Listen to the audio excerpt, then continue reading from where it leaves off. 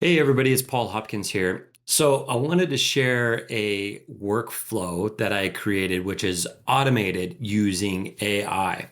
So if you're like me, you must be getting a lot of emails with opportunities. We get hundreds of emails throughout the week regarding different properties in the different markets that we're looking at. Sometimes they're properties in markets that we're not even looking at.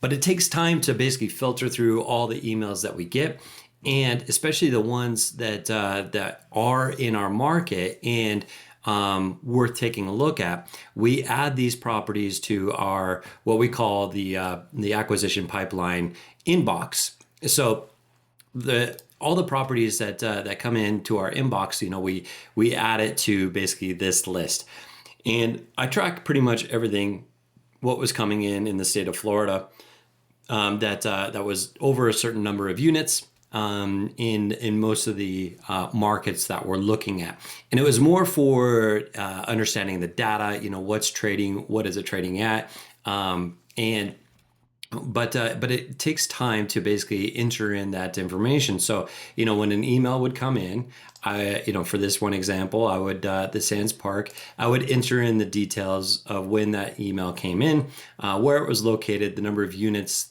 the year it was built, which broker sent it. And then I would identify, is it in our market?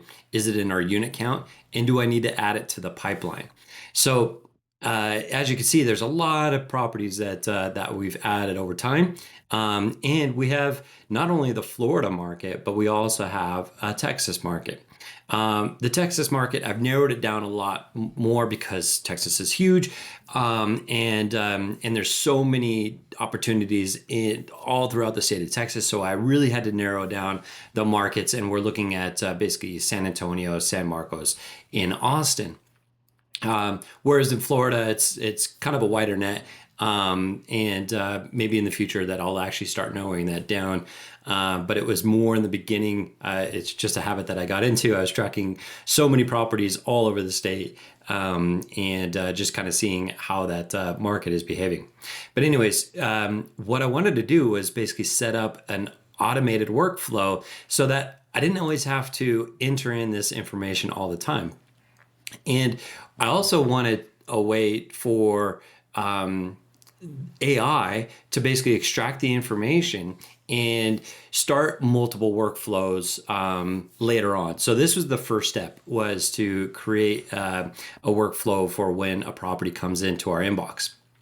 And so I wanted to share with you basically the workflow that I created here. It's called the property inbox pipeline. And I use an application called Relay. Relay is similar to Zapier, but it's more built on the foundation with using AI. So you can connect it to your ChatGPT or Claude or Gemini, and several other tools. But it's very useful to extract information and run different steps that uses AI. So I'm going to break it down for you of how this workflow works. So there's a trigger. You first set up this workflow to happen upon a trigger, and the trigger is when I get an email into my inbox. So it's connected to my email, and when an email is received, it looks at the subject line for any of the following. So an OM, multifamily, new to market, new listing, an offering, just listing, for sale, etc. But I wanted to also exclude properties that we don't even look at. So like if it's an industrial property or hotel or land or office or warehouse, it doesn't continue on with the next steps. So it only focuses on emails that have this subject line. So once that email comes in, that's when AI comes in and basically extracts information from that email.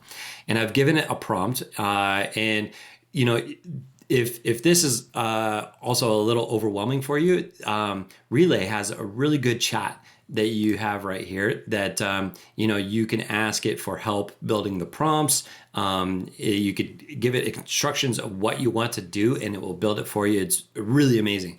So they make it very simple to build these workflows. So So for example, like this prompt, it says, please extract the following details from that email. I want to know what the property name is, total number of units, when it was built, the city and state, the brokerage firm that sent it, the date of the email, and if there was pricing guidance in there.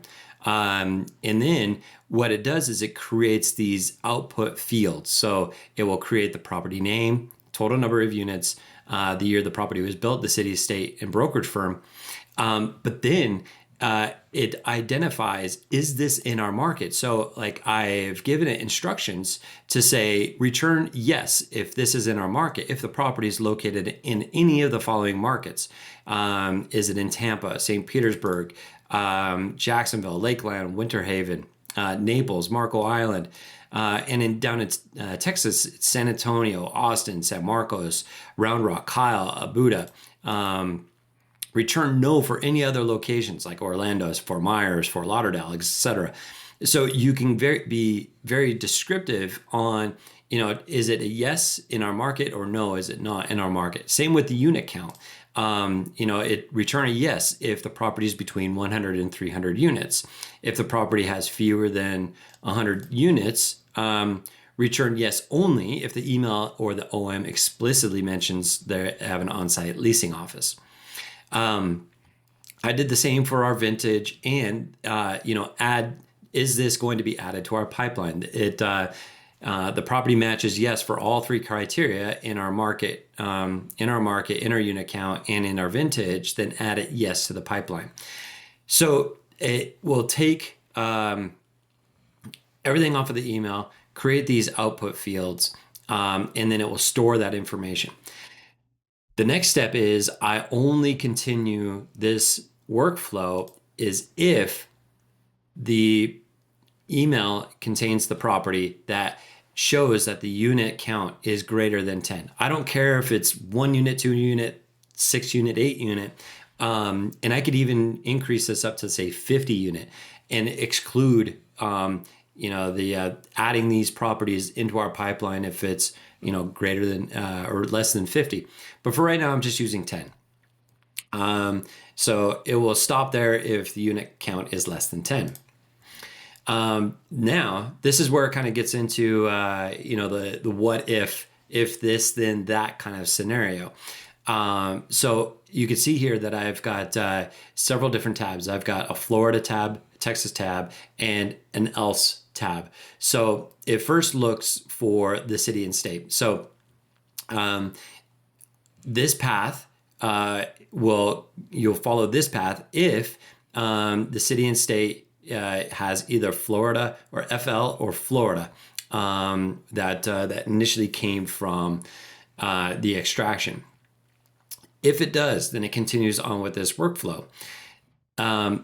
Because we normally get so many emails for the same property. It's like, coming soon, new listing, offering memorandum available, call for offers. The same property will have probably like 6 to 7 separate emails over the marketing period. And you don't want this workflow to keep adding these properties to your pipeline. So you have to say, okay, let's make sure that first it's looking for a property. It first actually looks to see if the current date of this property, if it matches something else, another property in the pipeline that is newer or older than 6 months. If it matches a property that is older than 6 months, then I'm going to add it, and I'm going to make sure that it gets relisted. It will say that the property is going to be relisted. It actually says right here, add relisted row. So it adds a row to the bottom of my sheet.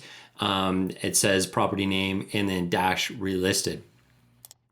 So, but it also looks for, if there is anything that's less than that 6 months, if it's newer than 6 months, it will, first, what it does is in my email, it adds a label. calls it deal flow, and I keep all the properties in this deal flow folder, so I could quickly audit it if I wanted to, and I could just make sure that, hey, every property that's gone through this pipeline workflow, that it's been tagged with this deal flow tag. Okay. Then the next step is I'm going to archive it. I don't want this flooding my inbox. I want my inbox nice and clean, with emails that I need to take action on, and either archive all the all the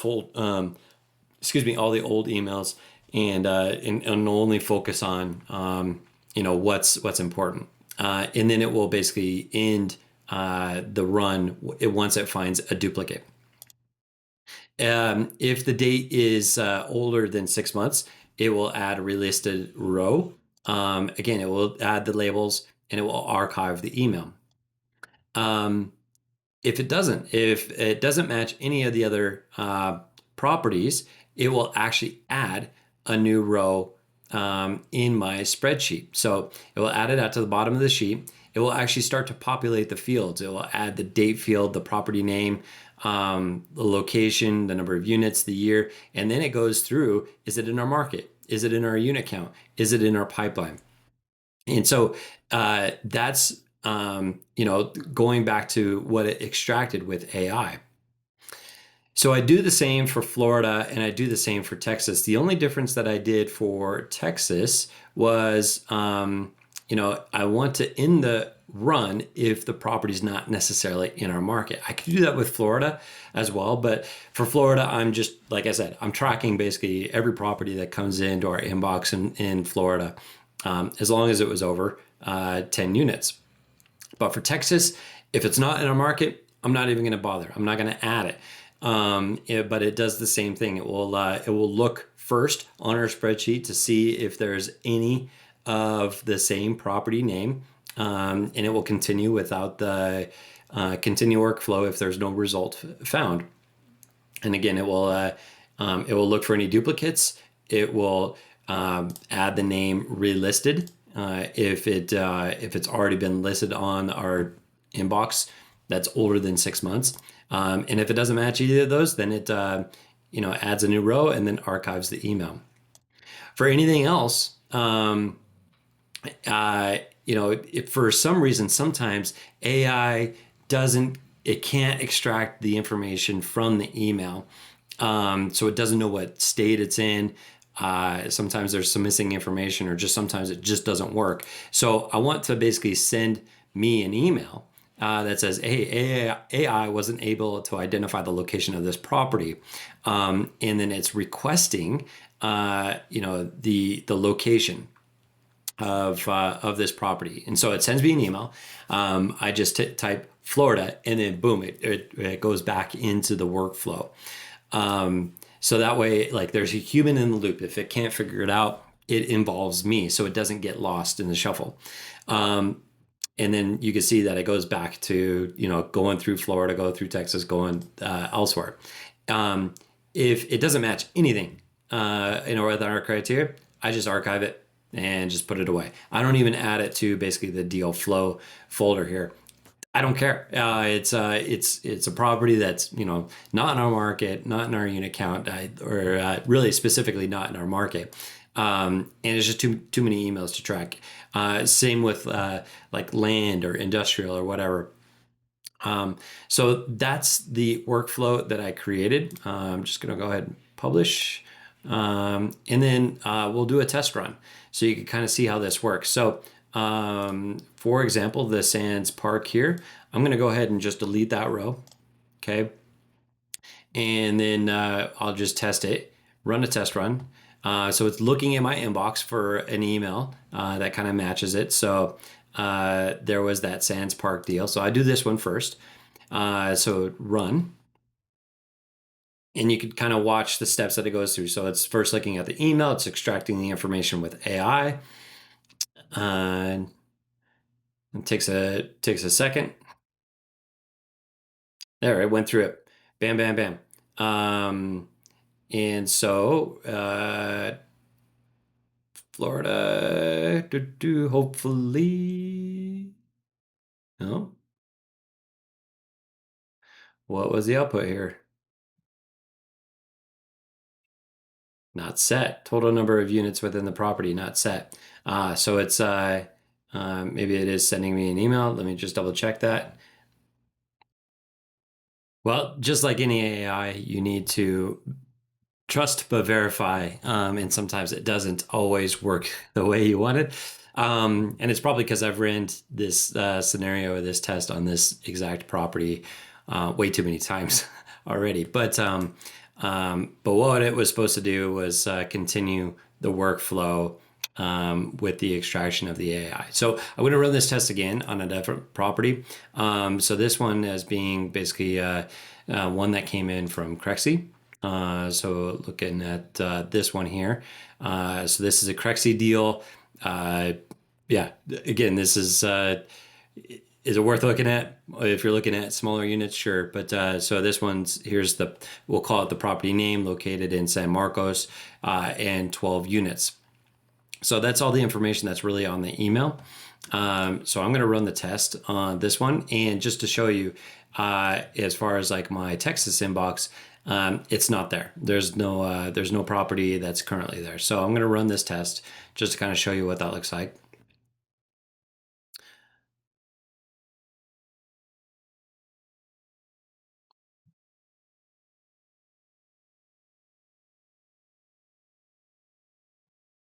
Give it a second to extract the information.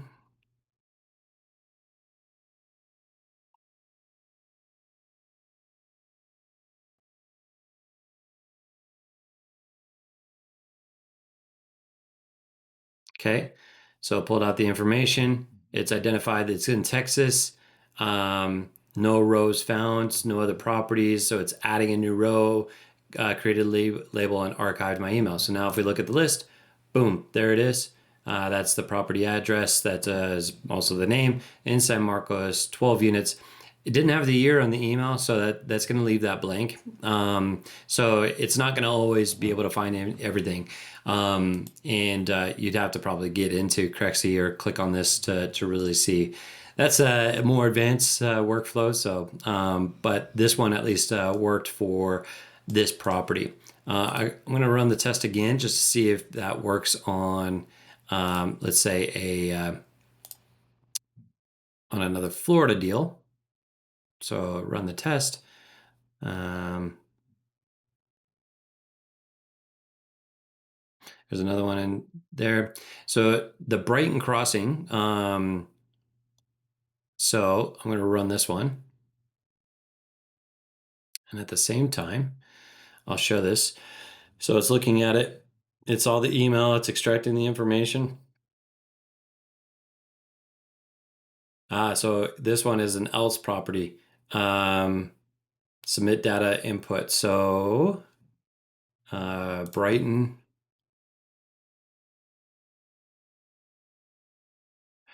Crossing, 18 units, in Kansas City. So it automatically just identified that it's not in our market, or it couldn't identify what market is in. Brighton Crossing brokerage location. It just says location that, but it does say confirm that it's Kansas City, Missouri. And I did get this email where it says input needed. So I automatically got an email, hey, your input is needed to continue this run. AI wasn't able to identify. So it's saying location is Kansas City, units 18. So I'm going to fill this out in Relay.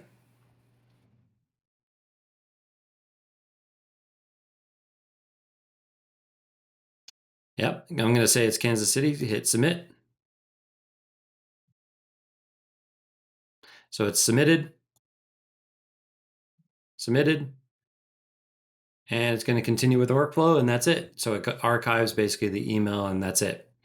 So yeah, hopefully all that makes sense with how I built this. Should save me a lot of time and inputting all this data into our acquisition pipeline inbox. The next step for us is to basically say, okay, now if it's added to our pipeline, what are the next steps? So I actually started to do that. and to add file folders. So this one says, when the first row that meets the condition of added to our pipeline, then yes. Then what it's going to do, it's going into my Google Drive and it's creating a property folder. And then it creates these subfolders. So it first creates, a property, another folder within the parent folder called Texas. And then it creates folder number 1, offering documents under the parent folder. The folder number 2 is CoStar reports. Folder 3 is my analysis. Folder 4 is insurance docs. Folder 5 is lender docs. And you could start building out these docs. So it automatically creates basically the folder that I need in my Google Drive. And then stay tuned for future workflows where I'm going to test it to see if it could actually create an AI agent to basically log in for me, download the OM, do the extraction of all that stuff, put the information. We have a more robust tracking system in Asana, and I also have a more of a detailed tracker here that tracks basically our properties, what our values were, and if it traded or not. But anyways, this is like if our property meets our pipeline criteria, it gets added here, and we start doing the analysis. And we also have it plugged into Asana. So hopefully that kind of makes sense. And yeah, if you have any questions, feel free to reach out.